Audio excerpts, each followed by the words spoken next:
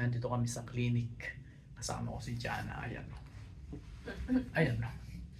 Kasi nga nabali yung kamay niya.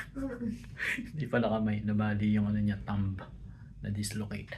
Dahil naglaro sila ng flag football kagabi. Tapos ang dami niyang mga na-flag.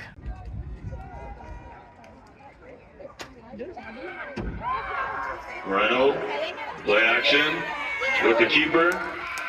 And she will be stopped by Gianna De La Cruz. Good for getting a 6 on the keeper. Brings up 3rd and 6 for the Raiders. Let's go, defense!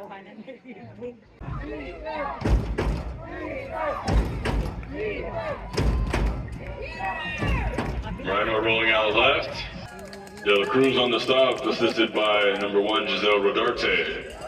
She'll be stopped by De La Cruz. Penalty marker comes out on the play. Brings it up 2nd and 19 for Roland Moreno. Rolling out right. Takes off with it, and she will be stopped by Gianna De La Cruz. Na-dislocate ng twice. Ng 2 beses. Ayan. Pakita mo yung kamay mo. Ayan. Namamagana yung kamay niya kaya nagpunta lang kami dito sa doktor. Hinintay lang namin yung doktor. Titignan yung kamay niya kung mayroong mga nasirang ligaments. Kung tama yung pagkabalik kasi hinila para bumalik. Ganyan na nangyari sa kamay. Ayan, lumaki yung kamay. Yan, nakabenda na. So sabi, kailangan lang daw lagyan ng malamig. Binili ko siya nito. Lalagyan natin ng malamig. Yan na. Magaling na yung kamay niya. Ito na, hatid ko na siya sa school. Kasi galing kami sa doktor. Natignan namin yung kamay niya na nabali. Dislocate. Pakita mo yung kamay. Ayan. Dislocate. Pero magaling na yan kasi binili ko na siya ng Starbucks. Yan.